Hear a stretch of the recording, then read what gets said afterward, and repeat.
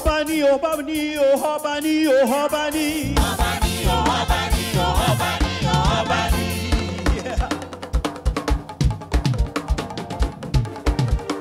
Obani, Obani, Obani, Obani. Obani, Obani, Obani, Obani. Hebega, oh, Hebega, oh, Hebega, oh, Hebega. Hebega, oh, Hebega, oh, Hebega, oh, Hebega. Hebega, oh, Hebega, oh, Hebega, oh, Hebega. Hebega, oh, Hebega, oh, Hebega, oh, Hebega.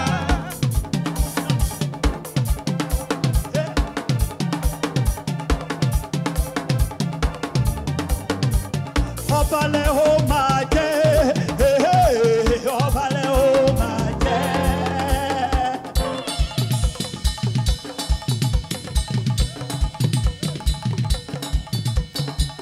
Obale, oh, my day. Hey, hey, Obale, oh, my day.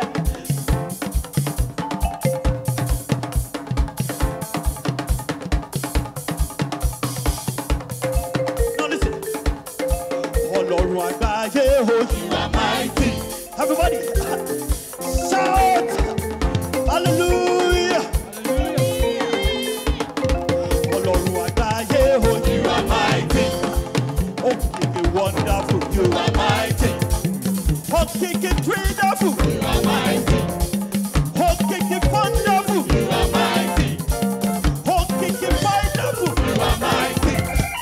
Ọlọ́run àgbáyé, you are mighty. Ṣebí wo ló fojú ọ̀run ṣàṣọ̀bùrà? Ṣebí wo ló fojú ọ̀run ṣàṣọ̀bùrà? Ọlọ́run àgbáyé, oh, you are mighty.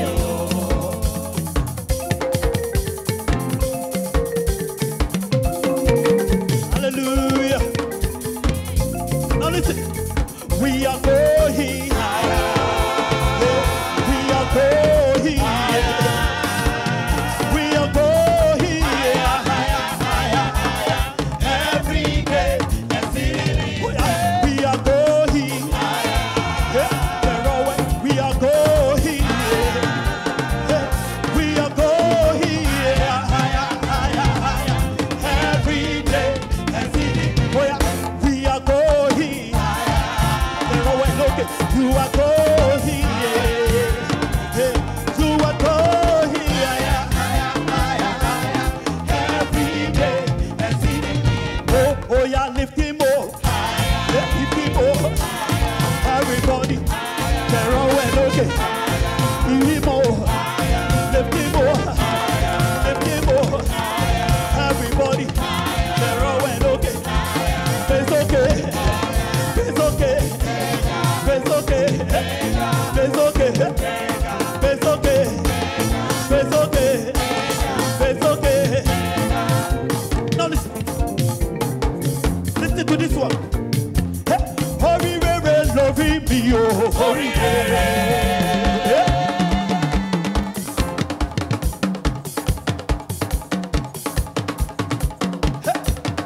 Hurry, rere, love me, say. Mo ti kékeré mọṣẹ́ Olúwa. Mo dàgbà lágbà sínú ìmọ́lẹ̀. Àtọ́bàjáyé lọ lọ́rùn mi o.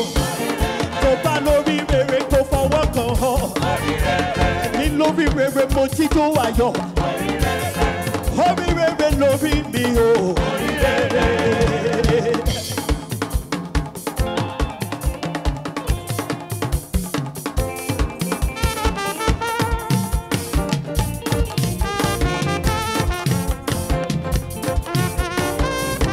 Hallelujah.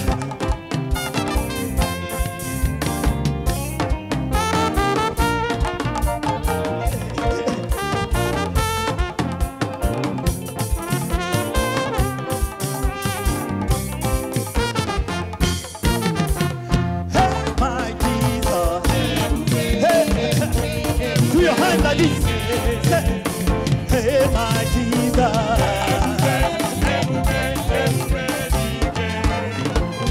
Hey, my Jesus. Come on. Hey, my Jesus.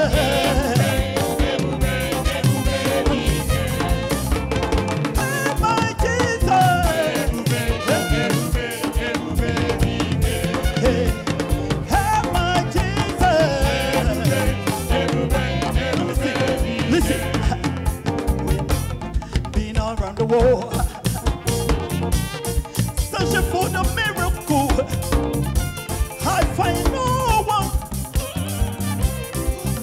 like you. Been so many places, searching for the better life. I find no one, nobody like you, nobody like you. Hey, my Jesus.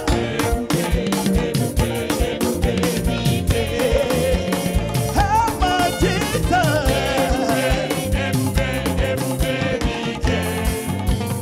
Jehovah, Jehovah, Jehovah, Jehovah, Jehovah. Jehovah, Jehovah, Jehovah, Jehovah, Jehovah.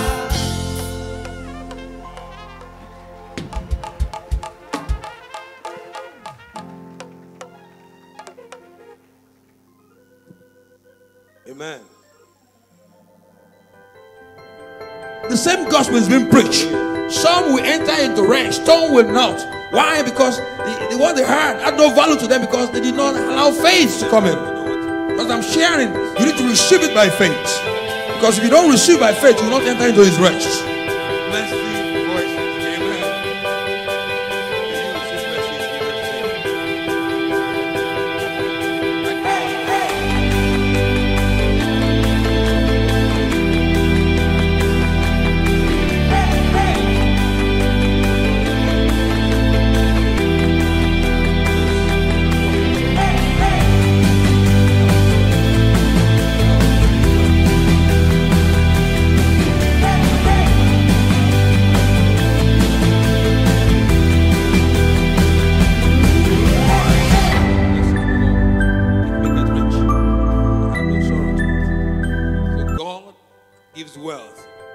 The same gospel is being preached. Some will enter into rest, some will not. Why? Because the what they heard had no value to them because they did not allow faith to come in. Because I'm sharing, you need to receive it by faith. Because if you don't receive by faith, you will not enter into his rest.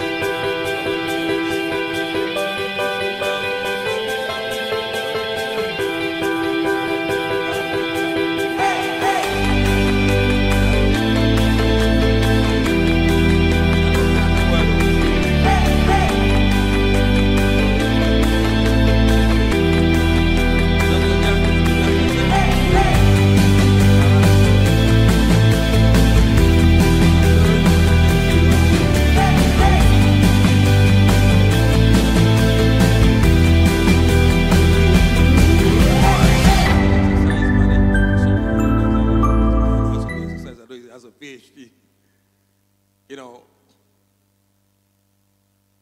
PhD without Jesus is pull him down. Pull him down. PhD. But when you have Jesus, please come. When you have Jesus, is praise him daily. Hallelujah. So let's put our hands together for Dr. Jack. You know, some of my friends, very, very big pastors, very well, they said, Dr. Jack is amazing. That the man can get you well from anything. Unfortunately, he's not even a medical doctor, but he's a doctor of exercise. That's what I know. Praise the Lord. Let's put our hands together as far as Dr. Jack is into wellness and fitness. That's what they call it today. He's going to share with us. Thank you, Dr. Jack. Thank you, Pastor. Well, I am 66 years young. And I have a passion for health. And I'm going to share that passion with you today. And I'd like to draw your attention, all of you, to page 15 of our convention program. Background, start with John 3. And he says, Beloved, I wish that above all things that you may prosper and be in good health, even as your soul prospers. This means that health is a gift from God. And God demands that we take the best possible care of our health. And E.G. White says, God is not responsible for the suffering that follows disregard of natural laws. Goes further and said, most people suffer because of their own wrong course of action. They disregard the principles of health by their habits of eating, drinking, and working. The principle is we can't claim God's promises of good health while trampling upon our feet his principles of healthy living. There is a division of labor. We have to ensure that we do the best we can.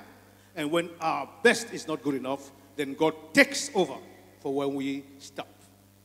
And finally, in nature, there are no rewards, no punishment. There are only consequences. It means that if you put your finger in fire and you get burnt, no babalawo cast a spell on your finger. God did not punish you. What you have with a burnt finger is the result of your choice and your action. So this brings us to the point of responsibility for our health. So we're going to talk about wellness today. And wellness, our definition of wellness is no symptoms of illness. 1, no drugs. So if you have no symptoms of illness and you're pushing a cart of drugs, you are not healthy. You are in a state of drug-assisted sub-health. Now, no symptoms of illness, no drugs, then plus energy and vitality to be productive. It means that if you have no symptoms of illness, you're taking no drugs, and then you don't have energy, then you can't perform maximally and you can't be productive. And nobody can perform above the energy. Nobody can perform above the capacity. So today we're going to look at wellness, which is the new face of health in the 21st century. Next, please. Our health problem primarily originate with the heavily laden, chemical-laden food farming and junk food industries that perpetuate malnutrition, overweight, and obesity. The human body approximately requires a daily intake of 13 essential vitamins, most of which the body cannot produce on its own. These vitamins and minerals are necessary to sustain the millions of biochemical reactions that the body must perform every day. Traditionally, eating fresh fruits and vegetables throughout the day gave us what we needed. But since the middle of the 21st century, with the heavy chemicalization of agriculture, our soils are depleted of nutrients. And the foods that are grown on this soil are also depleted of nutrients. And add to that, long time between the farms and the shelf. And add to that, more destruction, through, cooking. At the end of the day, what comes to your plate is food that is ready for burial, not consumption. Now, the majority of us today are not getting the minimum of these vitamins and minerals that our body requires daily because of the alteration we talked about in the processing of our food. In fact, it's so serious that today, to have the same nutritive value of an apple of 30 years ago, you need 10 apples. So just imagine, you'll need truckloads of fruits and vegetables just to be able to balance your, body chemistry. Now, over the short term, these vitamins and mineral deficiencies manifest as mood swings, as fatigue, joint pain, failing eyesight or hearing, and thousands of other ailments that medicine tells us we must accept as the price of aging. But over the long term, these deficiencies cause major illnesses like cancer, heart disease, diabetes, kidney failure, you name them. And also, the normal next step is to go to the sickness industry. You go to the doctor. You tell him part of the story. He develops some hunches. He puts you through tests to validate those hunches. He's arrived at a diagnosis, and he writes a prescription. We call that remediation. Because those drugs come up with a very heavy toxic load. And God help you. Because they just add to the problem. Basically, what modern medicine does is attack the symptoms of illness while leaving the causes untouched so that you can make repeated visits to the doctor and the pharmaceutical guy smile to the bank, while you cower under the weight of toxins. Now, this is extremely, important for us to understand. Giving drugs the drugs that the doctor even prescribed may not represent the best medical treatment available. And this is the reason why different doctors prescribe different treatment for the same disease. Then medical technology and drugs change so fast that what the physicians learn in school is absolutely obsolete by the time they graduate. So in practice, they have to learn new drugs and treatment from special salespeople called in the industry the detail person. And usually the detail person is a very attractive, person of the opposite sex who lavishly hands out free samples and handsomely rewards physicians and staff in proportion to the amount of prescription they write for the product. So basically, they sell the product, they advertise them, and they encourage you to prescribe them. Physicians and families also receive expensive dinners, cruises, and free trips to resorts where they learn more about such products at the patient's expense, because somebody has to pay for the bills. And at the end of the day, it's the patient who pays for them. So thousands of companies that make up the 1.5 trillion US dollar food industry and the 2.5 trillion medical, industry are governed by the universal laws of economics, which cause them to act in concert as if they were conspiring against us in the most sinister fashion. Of course, you'll probably jump in and say that local government laws, state laws, and federal regulators, but these two are subject to the golden rule that he who lavishes the gold makes the rules. Now, what is the solution? There seems actually to be no solution in sight. So what we need to be able to get rid of this vicious circle is a revolution. The emerging wellness industry is a reaction to the tyranny of the sickness and processed food industry, and it is everybody's desire, to gain freedom that wellness offers. So the wellness revolution is the natural next step in our industry and in the advancement of humankind and health. Revolutionary leaders are essential to prompt and implementation of reforms. And who are these revolutionary leaders? Those who see the need to change the unsustainable status quo and who are willing to engage, make efforts, take the risk, and reap the rewards of changing it. They are not only investors who grow and develop wellness, they are researchers who instigate wellness, products and services, and believers like you and I, enthusiasts, practitioners of wellness, and distributors who carry the wellness message throughout the society. Consequently, the wellness revolution begins. And it actually began in the US in the year 2002, and it began linking hundreds of thousands of disparate services and product suppliers with a single cause. It showed like-minded scientists, fitness providers, business people, food manufacturers, restaurant owners, wellness product distributors, doctors, and other focus on disease prevention and anti-aging, that they were part of a worldwide revolution. While the modern wellness industry may have begun in the United States, it has spread the world over. And wellness today is primarily a grassroots movement driven by individual entrepreneurs and small businesses.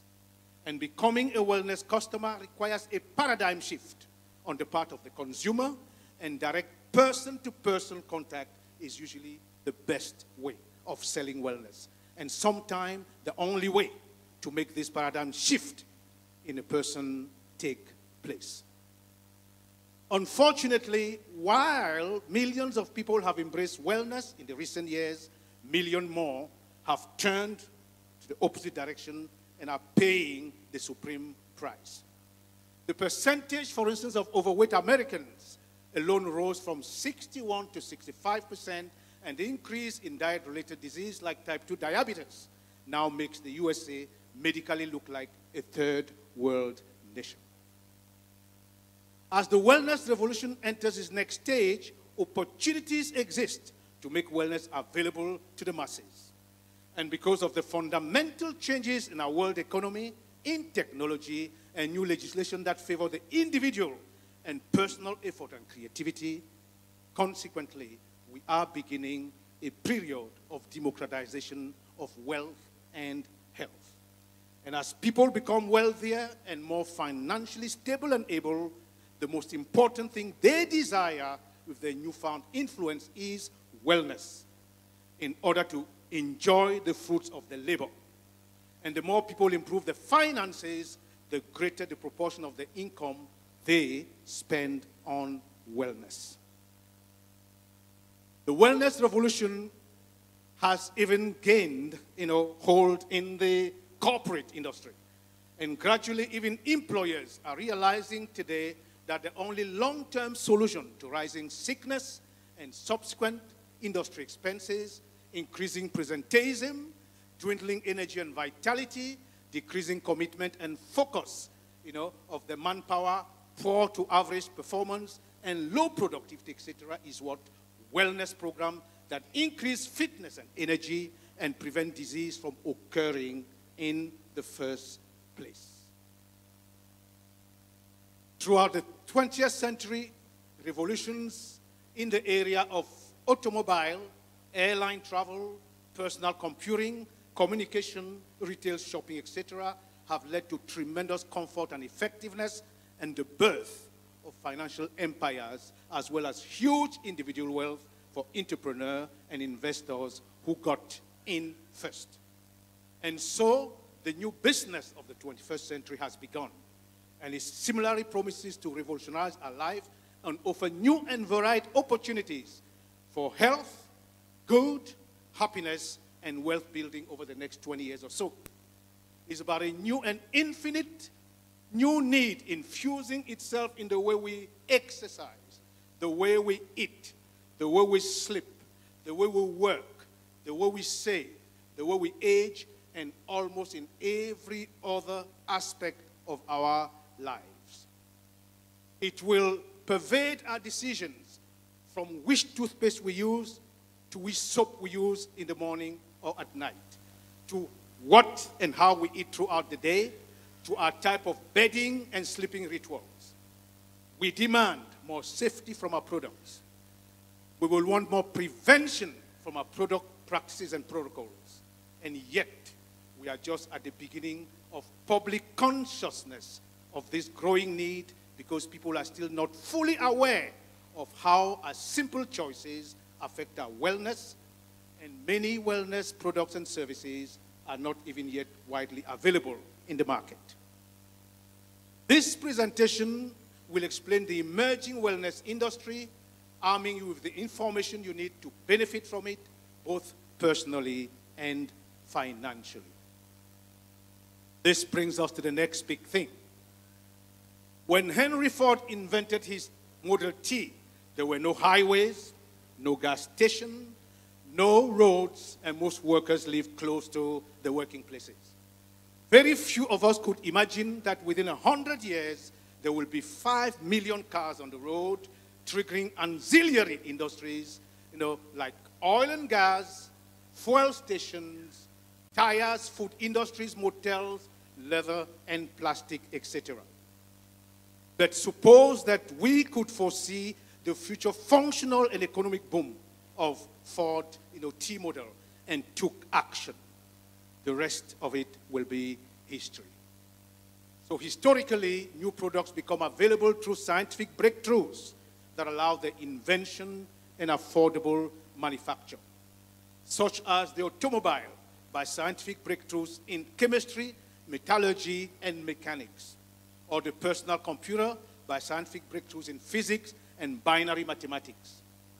Wellness, the next trillion-dollar industry, is being spawned by scientific breakthroughs in biology and cellular biochemistry. The wellness industry is extremely important because it's tackling the most profound issues of life and solving one of the very few remaining mysteries of human existence. That is aging, vitality, and longevity, on which technology has had very little impact up till now. So in order for us to define the wellness industry and identify its opportunities, we must first of all distinguish it from some near-related industries based on the same technology, like the current $2 trillion U.S. healthcare industry, which is approximately 1/6 of the U.S. economy, and that is erroneously and called healthcare business, because in reality it's a sick care business. So calling it healthcare is a misnomer, because it swings into action when your health has broken down, and then the trauma of the symptoms of illness drive you out of the comfort of your home to the office of the doctor. Now, sickness business is described as ill health, illness, a disordered, weakened, or unsound condition, or a specific disease. Current healthcare business is reactive. Despite its enormous size, people become customers only when they have no choice. You know, nobody really voluntarily become a customer of the sick care business. In the next 10 years, tremendous resources, like an additional $1 trillion of the U.S. economy, will be devoted to this still relatively unknown, already $500 billion wellness business, defined in the dictionary as the quality or state of being in good health, especially when sought out as an active goal. The wellness business is proactive. People voluntarily become customers to feel healthier, be more energetic, function better, perform higher, reduce the effect of aging, eliminate the trauma of illness, and to avoid becoming customers of the sickness business. Everyone will naturally want to be a customer of this earlier stage approach to health. The sickness industry product and services, on the other hand, are provided reactively to people with an existing disease ranging from a common cold to cancerous tumors. These products and services seek to treat the symptoms or eliminate the disease, whereas the wellness industry products are provided proactively to healthy people to make them even more healthier, look better, slow down the effect of aging, and prevent disease from developing in the first place. Now, most of 1/6 of U.S. adults that work in the healthcare industry today focus on treating symptoms of disease rather than preventing disease. And this is because it's much more profitable for medical companies to research and develop, and develop products that create unwilling customers. This reminds me when I was graduating, a few years back, about 39 years ago, with my PhD. One of the most famous university professors was like my mentor. And when we graduated, he called us, me and a few friends, to give us advice. And he told me, Dr. Jack, you are my son, but you are very foolish because you are trying to go into preventive health. Now, if you cure people or heal them from their sicknesses, the most you're going to have is a thank you. And that will not pay bills, it will not pay anything. And at the end of the day, you remain poor.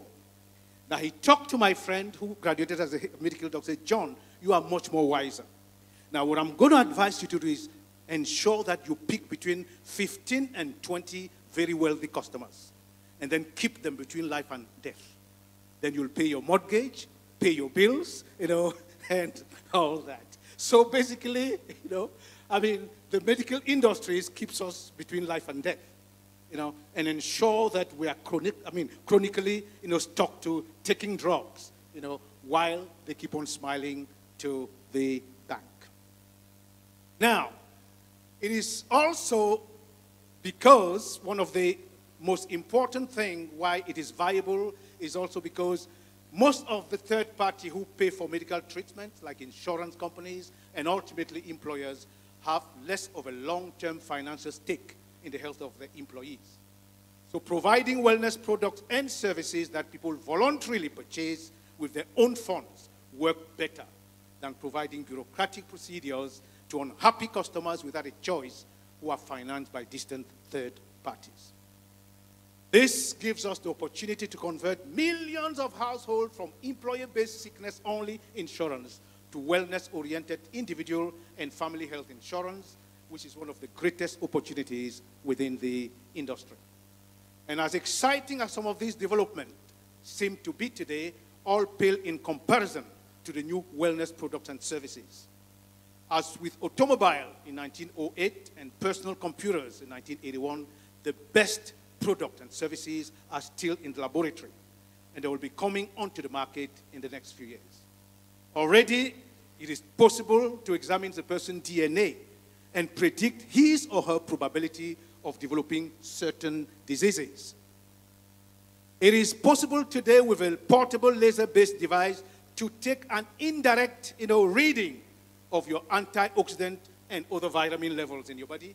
And using this information, a wellness entrepreneur can now target specific exercise, food, vitamin, and supplement-based therapies to bring you back to balance and harmony, adding years both in quantity and quality to your life. And this breakthrough of the past few years are beginning to enter the market today. But these immediate opportunities pale in comparison to what is coming next, as we're getting close to cracking the human genetic code for aging itself. We also have stem cell technology that is now renewing organs and, definitely, renewing organs and basically remaking them, when they are being destroyed by chronic illness. And soon the wellness industry will be at the forefront of distributing the resultant products and services. So there's an opportunity to make an incredible fortune while doing incredible good in the next greatest industry on earth, which is wellness.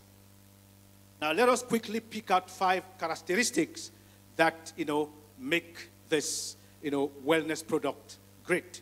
1 is affordability. 2nd is legs. 3rd is continual consumption. 4th is universal appeal. And 5th is low consumption time. Now, when portable phone came first to Nigeria, they were as big as a handbag, And I had a friend of mine who got one, and he will park his car on a busy road, get out, pick up this, and start, making noise as if he was talking to somebody just to show off. Now, over time, as advances in technology made them smaller, the prices got drastically lowered from about 150,000 to about 10,000 and less. And virtually everyone from executive to house help, Okada riders, and megads now own a mobile phone. Wellness products and services were once the very exclusivity of very rich. Today, they are, very widely available. Name it, personal trainers, quality vitamins, supplements, they are today available to the multitudes. 2, having legs. No amount of marketing could make any product or service a household item unless it has legs. And having legs is the ability to walk off the shelf without any promotion once a critical mass of people have it. And this happened to cars. You don't need to promote cars. It happened to computers, mobile phone, etc. Anybody will immediately want to have them. Wellness products and services have the strongest legs of any product or service. People immediately notice you when you have a wellness experience. You look sharp. You have a spring in your leg. You ooze out energy, and people definitely, notice that, and they like to share. Same. 3rd, continuous consumption. Everywhere, all-time products and services must be continually consumed in order to succeed and be a sustainable and viable investment. Wellness products and services are the most continually consumed in the economy, for when consumers find something that works, they become enthusiastic and they won't let it go. And they are ready to share and try other like items. Universal appeal. to become a mass market product or service that changes the way we live, play, or work, products and services must be wanted by virtually everybody who learns about them. Every human being, no matter how healthy or fit, wants to be even healthier and fitter, for there's no limit to improvement or happiness. Furthermore, only wellness products and services offer solution to the universal problem of aging, instead of just telling aging customers to meekly accept growing old, becoming more incapable, and accepting the deteriorating physical condition. And then low consumption time. For those of us who have yachts, those of us who have, exotic cars, how much time do we spend enjoying them? Let's even take the example of swimming pools that some of us have in our houses. How many times do we have to swim in those swimming pools? So our affluence allows us to get exotic products, and then we don't have time to enjoy them. Wellness products and services, on the other hand, represent the only spending that does not take time to enjoy. For money spent to feel stronger, smile better, look younger, and be healthier, yields rewards that can be enjoyed all the time. Now, it is clear to us that wellness has come to stay. It's a viable personal, family, and community, even corporate and state asset, and it is a very viable business. And it's about to change our lives as much as air travel or the personal computer did. So, we're inviting you today to join us and take part in this revolution, not just as happy customers of wellness products and services, but also as wellness investors, and become the next Bill Gates, Steve Jobs, Michael Dell, and Jeff Bezos of wellness. Now, wellness industry, was approximately in 2013 worth $3.5 trillion, and it's growing every day. We invite you to embrace the wellness revolution now and make a fortune while doing a lot of good to yourself and humanity. We're going to end by seeing or viewing a few wellness pictures to get us a taste of what it feels like and it looks like to be well. Now, exercise is a magic pill that could allow every one of us to eat more, ease stress, boost brain power, and there's something that all of us can do. It is readily available, and, for those of us who use it, we have a lot to show and be grateful for it. It boosts brain power. It boosts memory and concentration. It increases the production of serotonin in the body, which is the brain neutralizer that leads to improved focus and clarity. Other studies show that physical activity reduces cognitive decline in older adults. Exercise gives you energy. People who exercise as little as 20 minutes a day, 3 days a week, have less fatigue, more overall energy. Exercise increases blood flow, which allows oxygen and nutrients to reach the cell, giving you energy for daily tasks. Exercise strengthens relationship. Spending time with your partner, exercising together is quality time, and it also provides support that helps you keep your fitness goal together. And exercise definitely, will tremendously help you to prevent heart disease, stroke, high blood pressure, high cholesterol, type 2 diabetes, arthritis, osteoporosis, and loss of muscle mass. The 10 facts about exercise, like we said, boosts brain power, movement melt away stress, it gives you energy, it's not hard to find time for fitness, or it takes about 15 to 25 minutes a day, 3 days a week. And it helps build relationship because it's something you share and enjoy together. It helps ward disease. It pumps up your heart. It allows you to eat more because you'll be able to metabolize the food you eat. It boosts your performance and then allows you to achieve the ideal weight for your size. And now let us look at inspirational pictures of wellness. President Obama, while he was in the White House, was known for exercising 45 minutes every day, 6 days a week.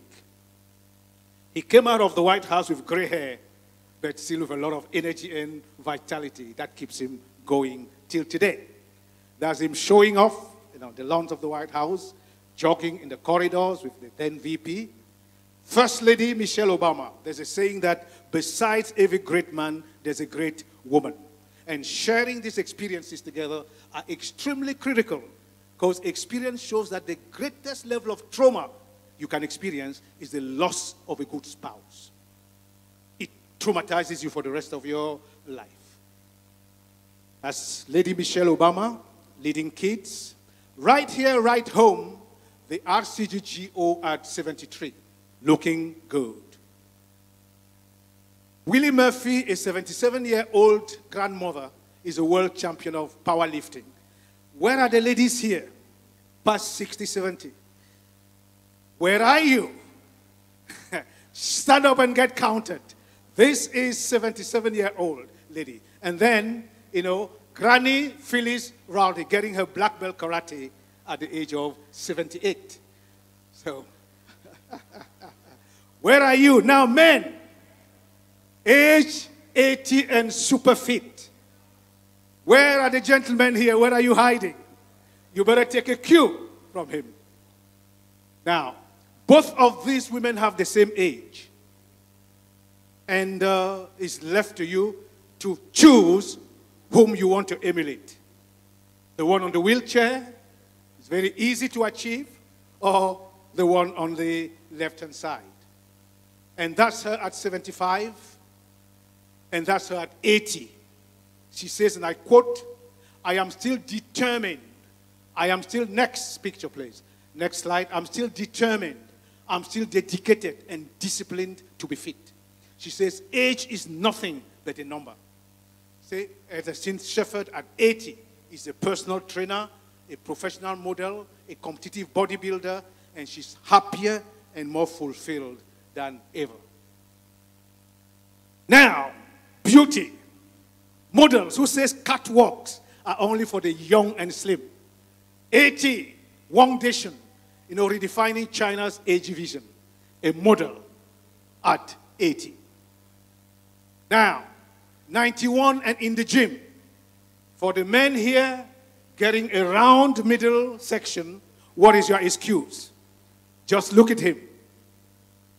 Now, Jacques Lalanne, the father of modern wellness. That's him at 40. That's him at 71. Next. That's him at 90, doing fingertips and toes press up that young people of 18 cannot do. That's him at 91. And the power couple, Jacques Lalanne, 96, and the wife, 84. Now, ladies and gentlemen, this is what you call beauty. Now, never say die. Tao Po Chun Lin at 98, the older yoga instructor still alive and enjoying it. This is a challenge to all of us. You see what she's doing? Ladies, where are you? That's it. Can anyone here do that? Okay. That is wellness for you. And finally, the epitome of wellness and longevity. God gave us a minimum of 120 years to live. It's our choice. And this guy, Hidekichi Miyazaki, at 105, won in this picture the 100-meter Olympics for centenarians. So you can see that at 105, he's still competing and still winning. Now, the men in the house, where will you be at 105?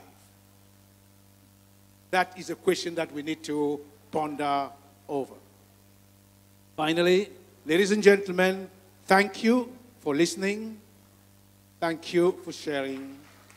And now, questions and answers.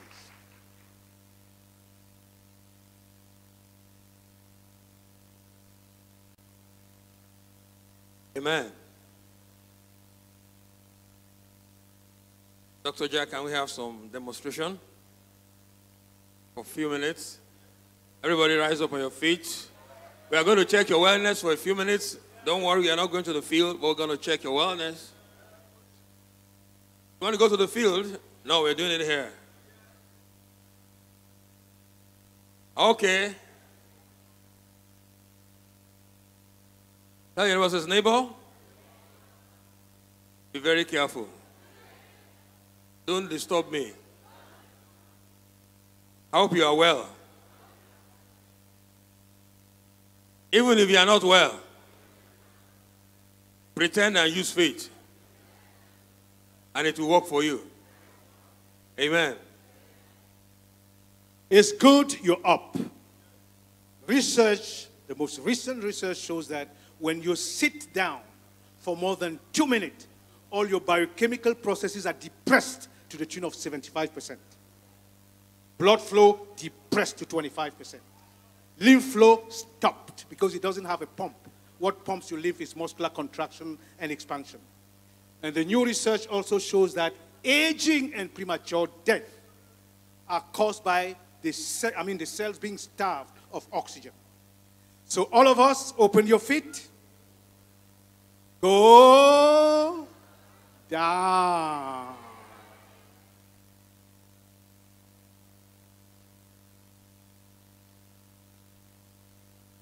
Anybody stuck up? Heels on the floor. Good. Now watch me. 1, 2, 3, 4, 5, and 6, and 7. Now, I had a near fatal accident 18 years ago. Fracture, leg crushed. I have an iron in the shaft of my bone from the knee to the hip. This knee was broken. These ankles were crushed. They wanted to amputate. I had to rehabilitate myself. This is how I take my bath in the bathtub. If I wasn't doing this, I wouldn't be able to climb steps or walk. So, now here. Some people are just stuck to their seats. Can you just rise up and try this for a few minutes? You can come to the center, come out, come out, come out. Ah, come on. Don't sit down. Everybody get up, get up, get up, get up. If somebody is sitting down, pull them up. You can come to the center, come out. It's just 5 minutes demonstration and they are done. Maybe we should do some other one, Dr. Jack. The one they can jump. Come out, come out, come out, come out, come out to the center. Thank you. Thank you. And here, back here, we call this the panel beater posture. They are very fit. And then here, 1, 2, and 3. Everybody breathe in to the nose, breathe out to the mouth. Breathe into the nose, out to the mouth, into the nose, out to the mouth. Now we're going to learn to shoot an arrow. Now, all movement originates from the center and propagate to the periphery. To shoot an arrow, you need to pull the rope and trigger. So here, everybody 1, and 2, and 3, and 4, and 5. Change legs. 1, 2, 3, 4, and 5. Go here. 1, 2, 3, 4, 5, 6, 7. Now 1, and 2, and 3, and 4, and 5, and 6. And standing, sit on the right.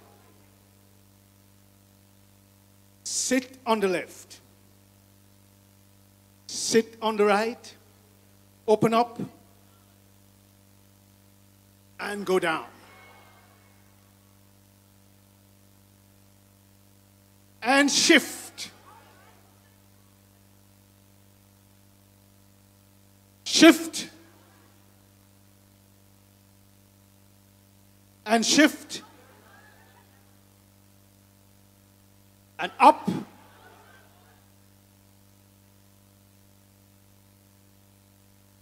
How do you feel? Everybody, we're finishing up.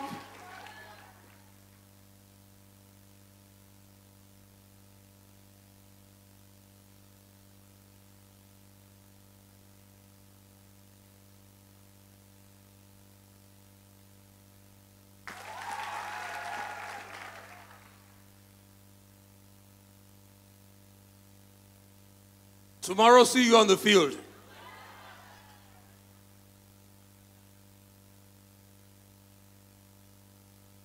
See you on the field. Hey. Can we put the hands together for Dr. Jack?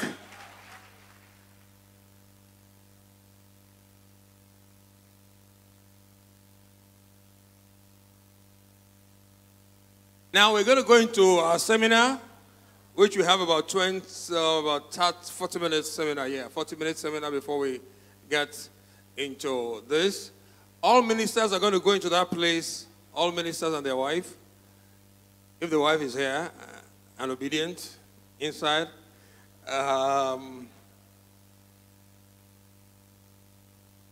We're supposed to have 2 other classes, but I'm just thinking that maybe we should just collapse it into one for this evening. The same gospel is being preached. Some will enter into rest, some will not. Why? Because want to be rich here. What they heard had no value to them because they did not allow faith to come in. Not as I'm sharing, you need to receive it by faith. Because if you don't receive by faith, you will not enter into his rest. Way of making money, right? We have a class that's going to talk about the 7 streams of income. The Bible talks about what? 7 streams of income. I don't know how many streams of income you have. Many of us is only one, salary coach. After the first week every year, the first week of the month, the year is finished. That way they give you. Put a lot of people in this life, yeah, but that's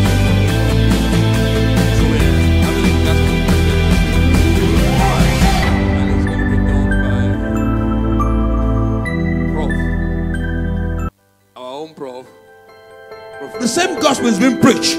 Some will enter into rest, some will not. Why? Because what they heard had no value to them because they did not allow faith to come in. Because I'm sharing, you need to receive it by faith. Because if you don't receive by faith, you will not enter into his rest.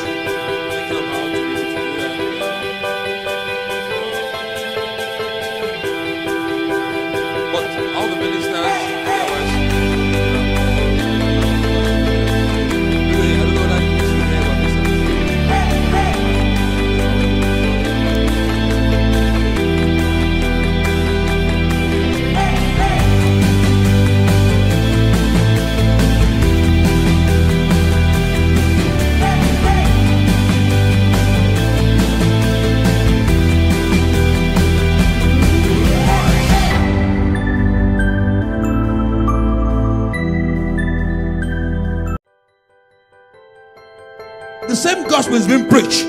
Some will enter into rest, some will not. Why? Because what they heard had no value to them because they did not allow faith to come in.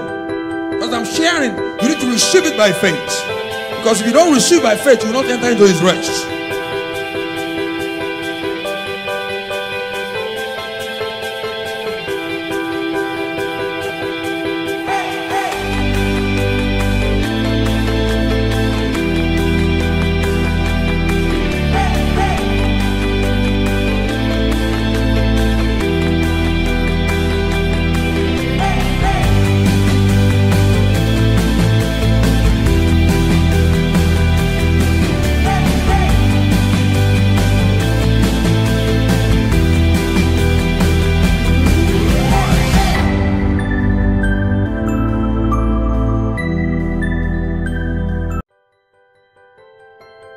The same gospel is being preached.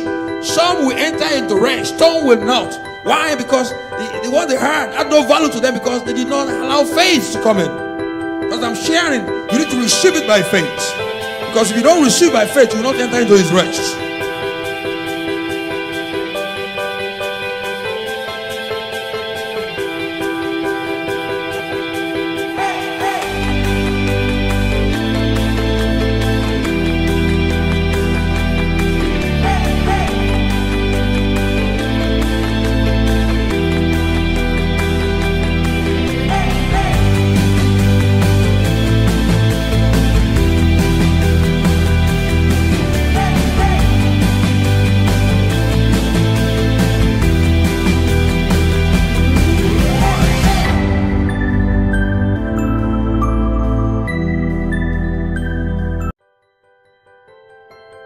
The same gospel is being preached.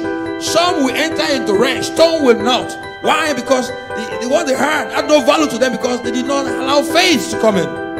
As I'm sharing, you need to receive it by faith. Because if you don't receive by faith, you will not enter into his rest.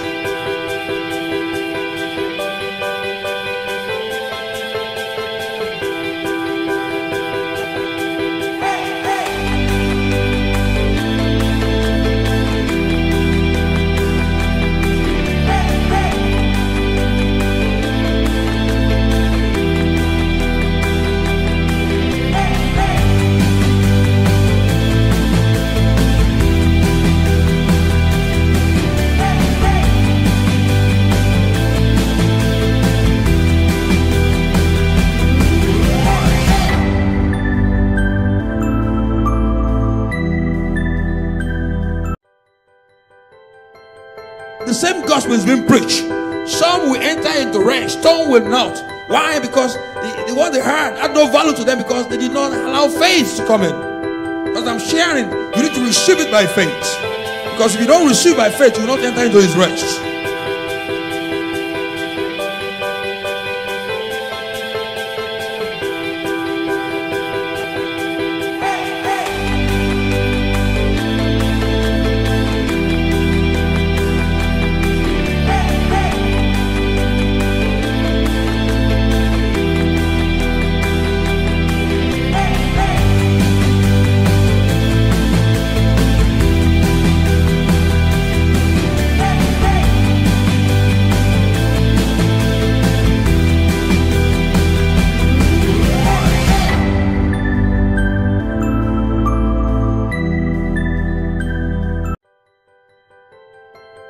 The same gospel is being preached.